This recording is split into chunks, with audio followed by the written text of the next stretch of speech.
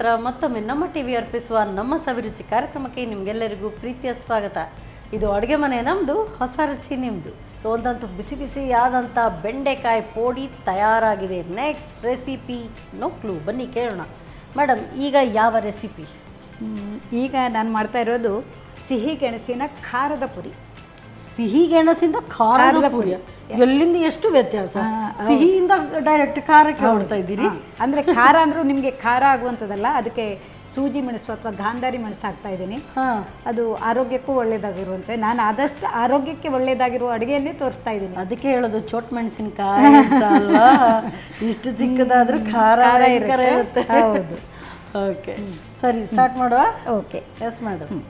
ಇದಕ್ಕೆ ನಾನು ಈ ಸಿಹಿ ಗೆಣಸು ಅಂದರೆ ಇದು ಅದೇ ನಾನು ಹೇಳಿದ್ನಲ್ಲ, ನಾನು ನನ್ನ ಮಗಳ ಮನೆಗೆ ಬಂದಿದ್ದು. ಅಲ್ಲಿ ಅವ್ರ ಮನೆಯಲ್ಲಿ ನಿನ್ನೆ ಅಷ್ಟೇ ಕಿತ್ತಿದ್ದು. ಇದು ಸಿಹಿ ಗೆಣಸು ಅಂದರೆ ನೋಡಿ, ಒಳಗಡೆ ಕೇಸರಿ ಇದೆ, ಎಲ್ಲ ಗೆಣಸಿನ ಮಧ್ಯದಲ್ಲಿ ಬಿಳೆ ಇರುತ್ತೆ. ಇದ್ರ ಮಧ್ಯದಲ್ಲಿ ನೋಡಿ ಕ್ಯಾರೆಟ್ ಕಲರ್ ಇದೆ. ಸಿಹಿ ಗೆಣಸಿದ್ರೆ ಈ ರೀತಿಯಾಗಿ ಇದೆ. ಅಂದರೆ ಇದರದ್ದು ಸ್ಪೆಷಾಲಿಟಿನೇ ಈ ರೀತಿ, ಆದರೆ ಸಿಹಿಯಾಗೂ ಇರುತ್ತೆ.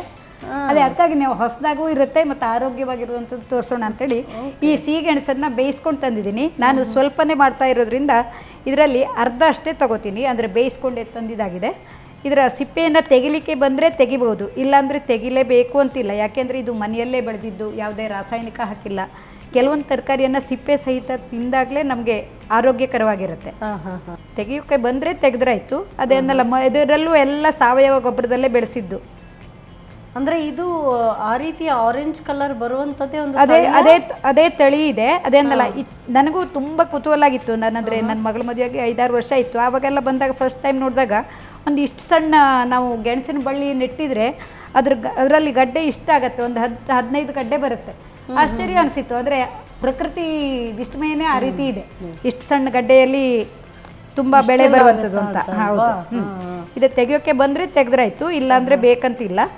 ಅಂದ್ರೆ ಮನೆಯಲ್ಲೇ ಒಂದು ಚಿಕ್ಕ ಪಾಟಲ್ಲಿ ಕೂಡ ಇದನ್ನ ಹೌದು ಹಾಕೋಬಹುದು. ಆದರೆ ಅದಕ್ಕೆ ಅದನ್ನಲ್ಲ, ಅದು ಸ್ವಲ್ಪ ಸಡಿಲ ಮಣ್ಣು ಬೇಕಾಗುತ್ತೆ. ಅವ್ರ ಮನೆಯಲ್ಲಿ ಅಡಿಕೆ ಸಿಪ್ಪೆ ಇರುತ್ತೆ, ಅಡಿಕೆ ಸಿಪ್ಪೆ ಮತ್ತೆ ಸುಡು ಮಣ್ಣು ಹಾಕಿ ಬೆಳೆಸ್ತಾರೆ. ಇದನ್ನ ನಾನು ಇಲ್ಲಿ ಒಂದು ಬೌಲಿಗೆ ಹಾಕೋತೀನಿ. ಇದನ್ನ ಕೈಯಿಂದನೇ ನಾವು ಸ್ಮ್ಯಾಶ್ ಮಾಡ್ಕೊಂಡು ಬರ್ಲಿಕ್ಕಾಗತ್ತೆ. ಮತ್ತು ಇದಕ್ಕೆ ಖಾರಕ್ಕೆ ನಾನು ಹೇಳಿದ್ನಲ್ಲ, ಇದು ಸೂಜಿ ಮೆಣಸು ಅಂತ, ಗಾಂಧಾರಿ ಮೆಣಸು ಅಂತಾರೆ. ನಮ್ಮ ಕಡೆ ಇದಕ್ಕೆ ಸಣ್ಣ ಮೆಣಸು ಅಂತಾರೆ. ಒಂದೊಂದು ಕಡೆ ಒಂದೊಂದು ಹೆಸರಿದೆ. ಇದು ತುಂಬ ಉಷ್ಣ ಅಲ್ಲ, ಇದನ್ನು ಒಣಗಿಸಿ ಮಾರಾಟ ಮಾಡ್ತಾರೆ. ಇದಕ್ಕೆ 1000 ರೂಪಾಯಿಗಿಂತಲೂ ಜಾಸ್ತಿ ಇದೆ. 100 ಗ್ರಾಮಿಗೆ 200 ರೂಪಾಯಿ ಇದೆ. ಅಷ್ಟು ಒಳ್ಳೆಯದು ಆರೋಗ್ಯಕ್ಕೆ. ನಮ್ದು ಬ್ಯಾಡಿಗೆ ಮೆಣಸು ಅಥವಾ ಈ ಹಸಿ ಮೆಣಸಿನಕ್ಕಿಂತ ತುಂಬ ಒಳ್ಳೆಯದು. ಖಾರಕ್ಕಾಗಿ ಇದನ್ನು ಹಾಕ್ತಾ ಇದ್ದೇನೆ, ಅಂದರೆ ಸಿಹಿಗೆ ಖಾರ ಹಾಕೋಕೆ. ನಾಲಿಗೆಗೆ ರುಚಿ ಮಾತ್ರ, ಖಾರ ದೇಹಕ್ಕೆ ತಂಪಾಗಿರುತ್ತೆ, ಉಷ್ಣ ಅಲ್ಲ ಇದು. ಹಾಗಾಗಿ ಇದನ್ನು ಜಜ್ಜಿ ಹಾಕಬೇಕಾಗತ್ತೆ. ಇದನ್ನು ಮಿಕ್ಸಿಯಲ್ಲಿ ಮಾಡ್ಕೋಬಹುದು. ಮಿಕ್ಸಿಗೆ ಹಾಕಿ ಇದು ಮತ್ತೆ ಇದರದ್ದು ವಿಶೇಷತೆ ಅಂದರೆ ತೊಟ್ಟು ಸಹಿತ ಹಾಕುವಂಥದ್ದು, ತೊಟ್ಟು ತೆಗಿಬೇಕು ಅಂತಿಲ್ಲ. ಆ್ಯಕ್ಚುಲಿ ಮೆಣಸಲ್ಲಿ ಖಾರ ಇರುವಂಥದ್ದು ತೊಟ್ಟಲ್ಲಿ ಅಂತ, ತೊಟ್ಟು ಮತ್ತು ಬೀಜ ಮಾಡ್ತಾರೆ. ನೀವು ಅದಕ್ಕೆ ಬೇಕಿದ್ರೆ ಸ್ವಲ್ಪ ಉಪ್ಪು ಹಾಕೊಳ್ಳಿ, ಯಾಕೆಂದರೆ ನಾನು ಸ್ವಲ್ಪ ಮಾಡ್ತಾ ಇರೋದ್ರಿಂದ ಅದಕ್ಕೆ ಬೇಕಾಗುವಷ್ಟು ಉಪ್ಪನ್ನು ನಾನು ಇದರ ಜೊತೆಗೆ ಹಾಕ್ಬಿಡ್ತೀನಿ. 1-2 ಕರಿಬೇವಿನ ಎಲೆನೂ ಹಾಕ್ಕೊಳ್ಳಿ. ಒಂದ್ಸಲ ಅಂದರೆ ಅದು ಸ್ಮ್ಯಾಶ್ ಆದರೆ ಸಾಕು. ಅಂದರೆ ಸ್ಮ್ಯಾಶ್ ಅಲ್ಲ, ಒಂಚೂರು ಸ್ವಲ್ಪ ತರಿ ಆಗಿದ್ರೂ ಪರವಾಗಿಲ್ಲ. ಆಮೇಲೆ ನೀರೇನು ಹಾಕೋ ಅವಶ್ಯಕತೆ ಇಲ್ಲ ಅಲ್ವಾ? ಇಲ್ಲ.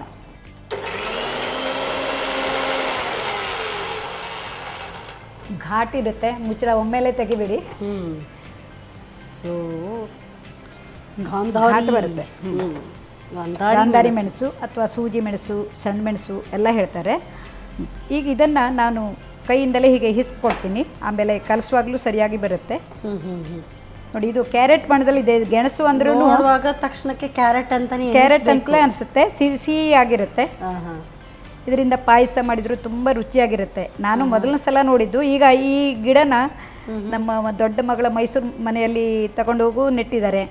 ಮತ್ತು ನಮ್ಮ ಹೊನ್ನಾವರ ಕುಮಟ ಅಲ್ಲೆಲ್ಲ ನಮ್ಮ ನೆಂಟರ ಮನೆಯಲ್ಲೆಲ್ಲ ನೆಟ್ಟಿದ್ದಾರೆ. ತುಂಬ ಬೇರೆ ರೀತಿಯಲ್ಲಿ ಇದೆ. ಇದರಲ್ಲಿ ಪರ್ಪಲ್ ಕಲರು ಬರುತ್ತೆ, ಅದು ಚೆನ್ನಾಗಿರುತ್ತೆ. ಗೆಣಸು ಇರುತ್ತೆ. ಹೌದು, ಸಿಹಿ ಗೆಣಸು ಇರುತ್ತೆ, ಅದು ತುಂಬ ಚೆನ್ನಾಗಿರುತ್ತೆ. ಈಗ ಇದಕ್ಕೆ ನಾನು ಈ ರುಬ್ಕೊಂಡಿದ್ನಲ್ಲ, ಇದನ್ನು ಹಾಕ್ಕೊಂಡು ಆಮೇಲೆ ಈ ಗೋಧಿ ಹಿಟ್ಟನ್ನು ಹಾಕ್ಕೋಬೇಕು. ನಿಮ್ಗೆ ಖಾರಕ್ಕೆ ಇದು ಎಷ್ಟು ಬೇಕಾದರೂ ಹಾಕ್ಕೋಬೋದು. ನಾನಿಲ್ಲಿ ಸ್ವಲ್ಪನೇ ಮಾಡ್ತಾ ಇರೋದ್ರಿಂದ ಹಾಕಿದ್ದೀನಿ. ಇದಕ್ಕೆ ಮಸಾಲೆಗೂ ನಾನು ಯಾವ್ದು ಬೇಕಿದ್ರೂ ಹಾಕ್ಕೋಬೋದು. ನಾನು ಸ್ವಲ್ಪ ಜೀರಿಗೆಯನ್ನಷ್ಟೇ ಹಾಕ್ತಾಯಿದ್ದೀನಿ.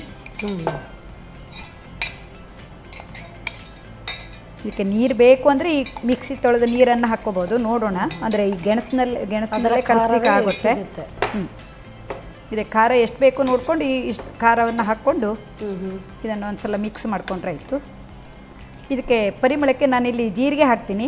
ಹಾಗೆ ಇಲ್ಲಿ ನಾರ್ತ್ ಇಂಡಿಯಾದಲ್ಲೆಲ್ಲ ಇದೇನು ಮಾಡ್ತಾರೆ ಅಂದರೆ ಶಕರ್ಕಂಡ್ ಪೂರಿ ಅಂತೇಳಿ ಮಾಡ್ತಾರೆ. ಅದಕ್ಕೆ ಅವರು ಸೋಂಪು ಅಂದರೆ ಬಡೆ ಸೊಪ್ಪು ಇರುತ್ತಲ್ಲ ಅದನ್ನು ಹಾಕ್ತಾರೆ. ನಾನಿಲ್ಲಿ ಜೀರಿಗೆಯನ್ನು ಹಾಕ್ತಾ ಇದ್ದೀನಿ, ಯಾಕೆಂದರೆ ಇದು ವಾಯು ಅಂಶವನ್ನು ಕಡಿಮೆ ಮಾಡುತ್ತೆ. ನಮಗೆ ಬಡೆ ಸೊಪ್ಪಿನ ಉಪಯೋಗ ಸ್ವಲ್ಪ ಕಡಿಮೆ. ಹಾಕ್ಕೋಬೋದು, ಟೇಸ್ಟಿಗೆ ಬೇಕು ಅಂದರೆ ಹಾಕ್ಕೋಬೋದು. ಈಗ ಅದು ಜೀರಿಗೆ ಹಾಕಿದ್ರೆ ಅದು ಹುರಿದಂತ ಜೀರಿಗೆಯ ಅಥವಾ ಅಲ್ಲ ಸಾದಾ ಜೀರಿಗೆ. ಅಂದರೆ ನಾವು ಇದನ್ನು ಪುರಿ ಥರ ಕರಿತೀವಲ್ಲ, ನಿಮಗೆ ಪುರಿ ಬೇಡ ಅಂದರೆ ಇದನ್ನು ಚಪಾತಿ ಥರನೂ ಮಾಡ್ಕೋಬೋದು. ಅಂದರೆ ಎಣ್ಣೆಯಲ್ಲಿ ಬೇಡ ಅಂತ ಹೇಳಾದರೆ ಇದಕ್ಕೆ ಕೊತ್ತಂಬರಿ ಸೊಪ್ಪು ಹಾಕ್ಕೋಬೋದು. ನಿಮ್ಗೆ ಯಾವ್ದು ಮಸಾಲೆ ಬೇಕೋ ಅದೆಲ್ಲ ಮಸಾಲೆ ಹಾಕ್ಕೋಬೋದು. ನಾನಿಲ್ಲಿ ಸಿಂಪಲ್ ಮಸಾಲೆಯಿಂದ ತೋರಿಸ್ತಾ ಇದ್ದೀನಿ. ಇದಕ್ಕೆ ಕರಿಬೇವನ್ನು ಚೂರು ಮಾಡಿ ಹಾಕಿದ್ರೆ ಆಯಿತು. ಉಪ್ಪು ಸಾಕಾಗಿರುತ್ತೆ, ಯಾಕೆಂದರೆ ನಾನು ಇದಕ್ಕೆ ಹಾಕಿದ್ದೀನಲ್ಲ. ಇದನ್ನು ನೋಡಿಕೊಂಡು ಮಿಕ್ಸ್ ಮಾಡಿಕೊಂಡು. ಅದು ಬೇಯಿಸುವಾಗ ನೀವು ಉಪ್ಪೇನಾದರೂ ಹಾಕಿದ್ದೀರಾ? ಇಲ್ಲ, ಉಪ್ಪು ಹಾಕಿಲ್ಲ, ಇದನ್ನು ಹಾಗೆ ಬೇಯಿಸಿದ್ದು. ಈಗ ಇದಕ್ಕೆ ಹಿಡಿಯುವಷ್ಟು ಗೋಧಿ ಹಿಟ್ಟನ್ನು ಹಾಕಿ ಪುರಿ ಹಿಟ್ಟನ್ನ ಹದಕ್ಕೆ ಕಲಿಸ್ಕೋಬೇಕು. ಎಷ್ಟು ಬೇಕಾಗತ್ತೆ ನೋಡ್ಕೋಬೇಕಾಗತ್ತೆ. ಸ್ವಲ್ಪ ಎಣ್ಣೆಯನ್ನು ಹಾಕ್ಕೊಂಡ್ರೆ ನಮಗೆ ಕೈಗೆ ಅಂಟೋದಿಲ್ಲ. ಬಿಸಿ ಎಣ್ಣೆನೂ ಹಾಕ್ಕೋಬೋದು, ನಾನಿಲ್ಲಿ ಹಸಿ ಎಣ್ಣೆನೇ ಹಾಕ್ತಾ ಇದ್ದೀನಿ. ಇದು ಕರಿಯೋಕ್ಕೆ ನೀವು ಅಲ್ಲಿ ಎಣ್ಣೆ ಕಾವಲಿಯನ್ನೇ ಇಡ್ಬೋದು. ಆಯಿಲ್ ಹಾಕಿ ಅಲ್ಲಿ ಎಣ್ಣೆ ಕಾಯ್ತಾ ಇರುವಾಗ ಈ ಹಿಟ್ಟನ್ನು ಕಲಸಿದ್ರೆ ಆಯಿತು. ಇದಕ್ಕೆ ಜಾಸ್ತಿ ನೀರು ಬೇಕಾಗೋಲ್ಲ, ಯಾಕೆಂದರೆ ನಾನು ಗೆಣಸನ್ನು ಹಾಕಿದ್ದೀನಲ್ಲ, ಅದರಲ್ಲಿ ನೀರಿನಂಶ ಇರುತ್ತೆ. ರುಚಿಗೆ ಬೇಕಿದ್ರೆ ಉಪ್ಪು ಸಾಲುತ್ತಾ ಇಲ್ಲ ಅಂತ ರುಚಿ ನೋಡ್ಬೋದು. ನೋಡ್ತೀರಾ? ತೊಂದರೆ ಇಲ್ಲ, ನಿಮ್ಮ ಕಣ್ಣಳತೆಯಲ್ಲಿ ನೀವು ಅದು ಕರೆಕ್ಟ್ ಇದೆ ಅಂತ ಹೇಳಿದ್ರೆ ಅಷ್ಟೇ. ಅದೇ ಆವಾಗ ಹಾಕಿದ್ದೀನಿ, ಅಂದರೆ ತುಂಬ ಉಪ್ಪು ಬೇಕು ಅಂತ ಇರೋದಿಲ್ಲ. ಅಂದರೆ ಈ ಪೂರಿ ಖಾಲಿ ಅಷ್ಟನ್ನೇ ತಿನ್ನೋದಾ? ಇದನ್ನ ಒಮ್ಮೊಮ್ಮೆ ಏನಾಗಿರುತ್ತೆ ಅಂದರೆ ಈ ಗೋಧಿ ಹಿಟ್ಟಿನ ಮೇಲೆ ಡಿಪೆಂಡ್ ಆಗಿರುತ್ತೆ, ಗರಿಯಾಗೂ ಬರುತ್ತೆ. ಆಗ ನಾವು ಶಂಕರಪೋಳೆ ಎಲ್ಲ ತಿಂತೀವಲ್ಲ, ಆ ರೀತಿ ತಿನ್ಬಹುದು. ಇಲ್ಲಾಂದರೆ ಮೆದು ಆದರೆ ಇದಕ್ಕೆ ಏನು ಬೇಕಾಗೋಲ್ಲ. ಬೇಕು ಅಂದರೆ ಚಟ್ನಿನೋ ಅಥವಾ ಯಾವುದಾದ್ರೂ ನಾವು ತರಕಾರಿ ಹಾಕಿ ಸಾಗು ಥರ ಮಾಡ್ಕೋತೀವಲ್ಲ, ಆ ರೀತಿ ಮಾಡಿಕೊಂಡು ತಿನ್ಬೋದು. ಇದು ಹೇಗೆ ಬರುತ್ತೆ ಅಲ್ಲಿ ನಾನು ಈಗ ಇನ್ಸ್ಟೆಂಟಾಗಿ ನೋಡಬೇಕು. ಅಂದರೆ ಕೆಲವೊಂದು ಹಿಟ್ಟಿನ ಮೇಲೆ ಡಿಪೆಂಡ್ ಆಗಿರುತ್ತೆ, ಅದು ಗರಿಯಾಗಿ ಬರೋದು ಅಥವಾ ಮೆದುವಾಗಿರೋದು. ಹಾಗೆ ತಿನ್ನೋಕ್ಕೂ ಚೆನ್ನಾಗಿರುತ್ತೆ. ಅಂದರೆ ಈ ಸಿಹಿ ಗೆಣಸಿನ ಸಿಹಿ ಇರುತ್ತೆ. ನಾವು ಈ ಖಾರಕ್ಕೆ ಬ್ರೇಕ್ಫಾಸ್ಟಿಗೆ ತಿನ್ನುವಂಥದ್ದು, ಬ್ರೇಕ್ಫಾಸ್ಟಿಗೂ ತಿನ್ಬೋದು. ನೋಡಿ, ಇದಕ್ಕೆ ನೀರು ಬೇಕಾಗಿಲ್ಲ. ನಾನಿಲ್ಲಿ ಸ್ವಲ್ಪನೇ ಮಾಡಿ ತೋರಿಸ್ತಾ ಇರೋದು. ಅರ್ಧ ಗೆಣಸಿಗೆ ಇಷ್ಟು ಹಿಟ್ಟಾಯಿತು. ಈಗ ಅಲ್ಲಿ ಎಣ್ಣೆ ಕಾಯ್ತಾ ಇದೆ. ಇದನ್ನು ನಮ್ಗೆ ಬೇಕಾದ ಆಕಾರದಲ್ಲಿ ಪುರಿಯನ್ನು ಮಾಡಿಕೊಂಡು ಲಟ್ಸ್ಕೊಂಡ್ರೆ ಆಯ್ತು. ಇದನ್ನೆಲ್ಲ ಬೇರೆ ಬೇರೆ ಶೇಪ್ನಲ್ಲೂ ನಾವು ಗರಿಯಾಗಿ ಕರೆದಿಟ್ಕೊಂಡ್ರು 2 ದಿವಸ ಇಟ್ಕೊಂಡು ತಿನ್ಬಹುದು. 2-3 ಲೇಯರ್ ಮಾಡಿಕೊಂಡು. ನೀವು ಹೇಳಿದ್ರಿ ಶಂಕರಪೋಳೆ ಥರ ಆದರೆ ಮಾಡಿ ಡಬ್ಬದಲ್ಲಿ ಇಟ್ಕೊಂಡು, ಡಬ್ಬದಲ್ಲೂ ಇಟ್ಕೋಬಹುದು. ಸಾಫ್ಟ್ ಬರೋದಿಲ್ವಾ? ಅದೇ 2-3 ಲೇಯರ್ ಮಾಡಿದರೆ ಅದು ಬೇರೆ ರೀತಿಯಾಗಿರುತ್ತೆ. ಒಂದು ಪುರಿ ಥರ ಮಾಡಿಕೊಂಡು ಅದ್ರ ಮೇಲೆ ಮತ್ತೆ ಎಣ್ಣೆ ಹಚ್ಚಿ 2-3 ಲೇಯರ್ ಮಾಡಿಕೊಂಡ್ರೆ ಚಿರೋಟಿಗೆಲ್ಲ ಮಾಡ್ತೀವಲ್ಲ, ಆ ರೀತಿ ಮಾಡಿಕೊಂಡು 2-3 ಲೇಯರ್ ಮಾಡಿಕೊಂಡು ಆಮೇಲೆ ಕಟ್ ಮಾಡಿ ಲಟ್ಸಿದ್ರೆ ಅದು ಗರಿಯಾಗಿ ಬರುತ್ತೆ. ಇದನ್ನು ಅಷ್ಟೇ ನಾನು ಮೆದುವಾಗೂ ಮಾಡ್ಕೋಬೋದು, ಗರಿಯಾಗೂ ಮಾಡ್ಕೋಬೋದು. ಸಣ್ಣ ಉರಿಯಲ್ಲಿ ಮಾಡಿಕೊಂಡ್ರೆ ಗರಿಯಾಗಿ ಕರಿಬೋದು. ಈಗ ಇದನ್ನು ಸ್ವಲ್ಪ ಹಿಟ್ಟು ಹಾಕಿ ಲಟ್ಸ್ಕೊಡುವ. ತುಂಬ ಹಿಟ್ಟು ಹಾಕಬೇಕು ಅಂತಿಲ್ಲ, ಎಣ್ಣೆ ಹಚ್ಚಿನೂ ಲಟ್ಸ್ಬೋದು. ನಿಮಗೆ ಆಕಾರ ಚೆಂದ ಬರಬೇಕು ಅಂದರೆ ಇದನ್ನು ಕಟ್ ಮಾಡ್ಕೋಬೇಕು, ಯಾಕೆಂದರೆ ಇದು ಬದಿ ಒಡೆದು ಬರುತ್ತಲ್ಲ. ಈ ಶೇಪ್ ಚೆನ್ನಾಗಿ ಬರಬೇಕು ಅಂದರೆ ಒಂದು ಮುಚ್ಚಳದಿಂದ ಕಟ್ ಮಾಡಿ ಮಾಡ್ಬೋದು, ಇಲ್ಲಾಂದರೆ ಹಾಗೇನೂ ಮಾಡ್ಬೋದು, ಬೇಗ ಅಂತಿಲ್ಲ. ಅದು ಈಗೆಲ್ಲ ಆಕಾರ ಚೆಂದ ಇರಬೇಕು ಹೇಳ್ತಾರಲ್ಲ, ಹಾಗಾಗಿ ಅದು ಒಂದು ನಾನು ಟಿಪ್ಸ್ ಹೇಳಿದ್ದು. ಇಲ್ಲಾಂದರೆ ನಮ್ಮಲ್ಲೆಲ್ಲ ಮಾಮೂಲಿಯಾಗಿ ನಾವು ಆಕಾರಕ್ಕೆ ಮಹತ್ವ ಕೊಡೋದಿಲ್ಲ, ರುಚಿಗೆ ಮಹತ್ವ ಕೊಡೋದು.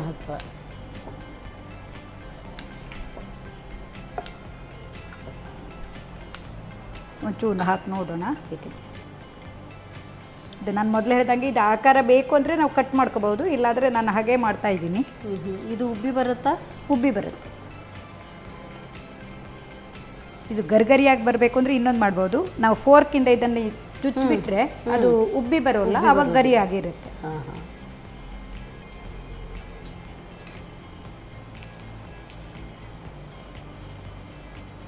ಇದು ಕೇಸರಿ ಬಣ್ಣದಾಗಿದ್ದ ಇರೋದ್ರಿಂದ ಸ್ವಲ್ಪ ಬಣ್ಣ ಬದಲಾಗಿದೆ, ಮತ್ತು ರುಚಿನೂ ಸ್ವಲ್ಪ ಬೇರೆ ಇದೆ.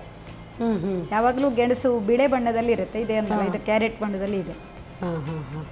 ಇದರಲ್ಲಿ ಏನಾದರೂ ಔಷಧೀಯ ಗುಣ ಇದೆನಾ? ಸಿಹಿ ಗೆಣಸಿನಲ್ಲಿ ನಮಗೆ ಅದು ಡಯಾಬಿಟಿಸ್ ಇದ್ದವ್ರು ತಿನ್ನಬಾರ್ದು ಅಂತಾರೆ, ಆದರೆ ಇದರಲ್ಲಿ ಪೋಷಕಾಂಶಗಳು ತುಂಬ ಇವೆ. ಇದನ್ನು ಹಸಿಯಾದಾಗಿ ತಿನ್ನೋಕ್ಕೂ ತುಂಬ ಚೆನ್ನಾಗಿರುತ್ತೆ. ಅಲ್ಲ, ಬಿಳಿಗೂ ಈ ಆರೆಂಜ್ ಅದೇನಿಲ್ಲ, ಅದು ಇದರಲ್ಲಿ ವ್ಯತ್ಯಾಸ ಇದೆ ಅಷ್ಟೇ, ಗಿಡದಲ್ಲಿ ವ್ಯತ್ಯಾಸ ಇದೆ, ಹಾಗೇನಿಲ್ಲ. ಇದರಲ್ಲೇ ಪರ್ಪಲ್ ಕಲರ್ದು ಬರುತ್ತೆ ಅಂದಲ್ಲ, ಅದು ಆರೋಗ್ಯಕ್ಕೆ ತುಂಬ ಒಳ್ಳೆಯದು ಅಂತೇಳಿ ಹೇಳ್ತಾರೆ, ನಾರ್ತಲ್ಲಿ ಜಾಸ್ತಿ ಹೇಳ್ತಾರೆ. ಇದಾಗಿದೆ ಈಗ. ಹಾಂ, ಇದು ದೊಡ್ಡ ಪೂರಿ ಬೇಕಾದರೆ ದೊಡ್ಡದಾಗೂ ಮಾಡ್ಕೋಬಹುದು. ನಾನಿಲ್ಲಿ ಬ್ರೇಕ್ಫಾಸ್ಟ್ಗೆ ಅಂದರೆ ಸ್ವಲ್ಪ ದೊಡ್ಡದಾಗ ಮಾಡ್ಕೋಬಹುದು. ನಾನು ಇದ್ರ ಜೊತೆಗೆ ಏನೂ ತಂದಿಲ್ಲ, ಹಾಗೇನೂ ತಿನ್ಬಹುದು. ಇದು ಖಾರ ಎಲ್ಲ ಅದರಲ್ಲೇ ಇದೆ, ಎಲ್ಲದೂ ಇದೆ, ಮಸಾಲೆನೂ ಹಾಕಿರ್ತೀವಲ್ಲ, ಹಾಗಾಗಿ ಹಾಗೇನೆ ತಿನ್ಬಹುದು. ಸಿಹಿ ಗೆಣಸಿನ ಖಾರದ ಪುರಿ. Thank you so much. So ಬಿಸಿ ಬಿಸಿಯಾದಂಥ ಸಿಹಿ ಗೆಣಸಿನ ಖಾರ ಪೋಡಿ ತಯಾರಾಗಿದೆ. ಸಿಹಿ ಗೆಣಸು ಅಂದರೆ ನಾವು ಯೂಶ್ವಲಿ ನೋಡುವಂಥ ಸಿಹಿ ಗೆಣಸಲ್ಲ, ಇದು ಒಂದು ಡಿಫ್ರೆಂಟಾಗಿ ಆರೆಂಜ್ ಕಲರಲ್ಲಿದೆ. ಸೊ ಏನೋ ಡಿಫ್ರೆಂಟ್ ಆಗಿರುವಂಥದ್ದು. ಹೇಗೆ ತಯಾರಿಸೋದು ಮತ್ತೊಮ್ಮೆ ನೋಡಿ. ಸಿಹಿ ಗೆಣಸಿನ ಖಾರ ಪೂರಿ ತಯಾರಿಸುವ ವಿಧಾನ. ಮೊದಲಿಗೆ ಬೇಯಿಸಿದ ಸಿಹಿ ಗೆಣಸಿಗೆ ಜೀರಿಗೆ, ಮೆಣಸು, ಉಪ್ಪು ಹಾಗೂ ಕರಿಬೇವು ಹಾಕಿ ರುಬ್ಬಿದ ಮಿಶ್ರಣ ಸೇರಿಸಿ ಜೀರಿಗೆ, ಕರಿಬೇವು, ಬೇಕಾಗುವಷ್ಟು ಗೋಧಿ ಹಿಟ್ಟು ಹಾಕಿ ಪೂರಿ ಹಿಟ್ಟಿನ ಹದಕ್ಕೆ ಕಲಸಿಕೊಳ್ಳಿ. ನಂತರ ಚಿಕ್ಕದಾಗಿ ಲಟಿಸಿ ಕಾದ ಎಣ್ಣೆಯಲ್ಲಿ ಹೊಂಬಣ್ಣ ಬರುವವರೆಗೂ ಕರಿಯಿರಿ. ಈಗ ಗರಿಗರಿಯಾದ ಬಿಸಿ ಬಿಸಿಯಾದ ಸಿಹಿ ಗೆಣಸಿನ ಖಾರ ಪೂರಿ ಸವಿಯಲು ಸಿದ್ಧ. ಎಸ್ ಮೇಡಮ್, ಸೊ ಎರಡು ಕೂಡ ಡಿಫ್ರೆಂಟ್ ಆಗಿರುವಂಥ, ನಾನು ಈ ರೀತಿಯಾಗಿ ಅದರಲ್ಲೂ ಎಸ್ಪೆಷಲಿ ಈ ಸಿಹಿ ಗೆಣಸಿನ ಒಂದು ಖಾರ ಪೂರಿ ತಿಂದಿಲ್ಲ. ನೋಡುವ, ಟೇಸ್ಟ್ ನೋಡುವ, ತಗೊಳ್ಳಿ ಮೇಡಮ್. ಫಸ್ಟ್ ಇದು ಬೆಂಡೆಕಾಯಿ ನೋಡೋಣ. ನನಗಿದು ತಿನ್ನುವಾಗ ನೀವು ನಾನ್ ವೆಜ್ ತಿನ್ನೋರಿಗೆ ಫಿಶ್ ಥರ ಇರುತ್ತೆ, ಆದರೆ ನಮಗೆ ಇದು ವೆಜ್ನವರಿಗೆ ಇದು ಫಿಶ್, ಆರ್ಟಿಯಲ್ ಫಿಶ್. ಆ್ಯಕ್ಚುಲಿ ತುಂಬ ಸಿಂಪಲಾಗಿ ಮಾಡಿದ್ದೀರಿ. ಟೇಸ್ಟ್ ನೀವು ಹೇಳಿದಾಗೆ ನಿಜವಾಗ್ಲೂ ಚೆನ್ನಾಗಿದೆ. ಆ್ಯಂಡ್ ಒಂದು ತಿಂತಾ ಇದ್ರೆ ಇನ್ನು ಖಾರ ನಮಗೆ ಬೇಕು ಅಂದರೆ ಇನ್ನೂ ಹಾಕ್ಕೊಂಡು ತಿನ್ಬೋದು. ನಾನು ಮೈಲ್ಡ್ ಖಾರ ಹಾಕಿ ತೋರಿಸಿದ್ದೀನಿ. ನೀವು ರೆಸಿಪಿ ಮಾಡುವಾಗ ಅದನ್ನು ಡಿಫ್ರೆಂಟಾಗಿ ಇನ್ನೂ ಹೆಚ್ಚಿಗೆ ಮಸಾಲೆ ಎಲ್ಲ ಸೇರಿಸಿ ಮಾಡ್ಬೋದು. ಚೆನ್ನಾಗಿದೆ. ನಾನು ಸ್ವಲ್ಪ ಬೆಂಡೆಕಾಯಿ ಅಂದರೆ ಅಷ್ಟಕ್ಕಷ್ಟೇ ನನಗೆ, ಬಟ್ ಇದು ಚೆನ್ನಾಗಾಗಿದೆ. ಸೊ ನನಗೆ ಆ ಲೋಳೆ ಬಂದರೆ ಇಷ್ಟ ಆಗೋದಿಲ್ಲ, ಬಟ್ ಇದರಲ್ಲಿ ಏನೂ ಕೂಡ ಲೋಳೆ ಇಲ್ಲ. ಅದು ನೋಡುವಾಗಲೇ ಇದನ್ನು ತಿನ್ಬೋದು ಅಂತ ಅನ್ನಿಸ್ತು. ಸೊ ತುಂಬ ಚೆನ್ನಾಗಾಗಿದೆ, ವೆರಿ ನೈಸ್. ಊಟಕ್ಕೆ ಬೆಸ್ಟ್. ಹೌದು, ನನ್ನ ಪ್ರಕಾರ ಸಂಜೆಗೆ ತಿನ್ನೋ ಬದಲು ಊಟಕ್ಕೆ ಇದು ಬೆಸ್ಟ್. ಇದು ನೋಡುವ, ನೋಡಿ, ತಗೊಳ್ಳಿ ನೀವು ಸಹ. ನಾನು ತಿಂದೆ. ಇದು ಶಕ್ಕರ್ಕಂಡ್ ಪೂರಿ ಅಂತೇಳಿ ನಾರ್ತ್ ಅದರಲ್ಲಿ ಇಂಡಿಯಾದಲ್ಲಿ ಇದು ಸಿಹಿ ಗೆಣಸಿನ ಅಂತ ಹೇಳ್ತಾರೆ. ಹೌದು, ತಗೊಳ್ಳಿ ನೋಡಿ. ನಮಗೆ ಕರ್ದ ಮಕ್ಕರ್ದ ಅಂತಾರೆ, ಏನೋ.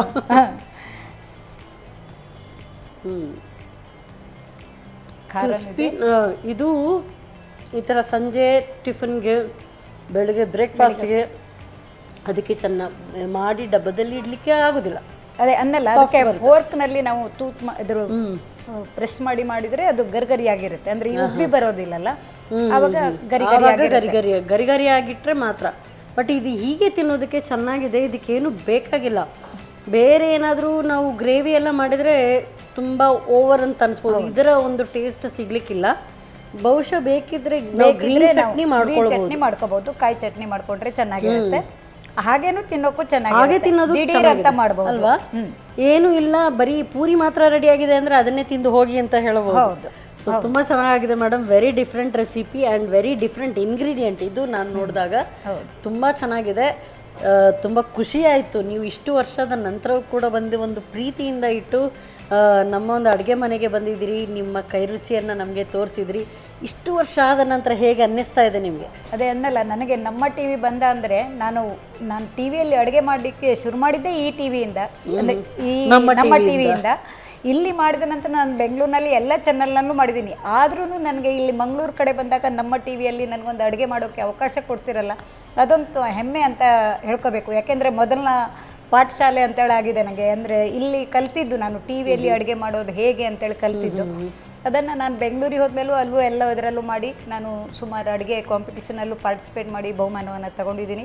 ಆದರೂ ಈ ನಮ್ಮ ಟಿ ವಿ ಬಂದ ನನಗೆ ಖುಷಿಯಾಗಿ ನಿಮ್ಮ ಜೊತೆನೇ ಸಿಗ್ತಾ ಇದ್ದೀರಲ್ಲ, ಅದು ಇನ್ನೂ ಖುಷಿ ಆಗ್ತಾ ಇದೆ.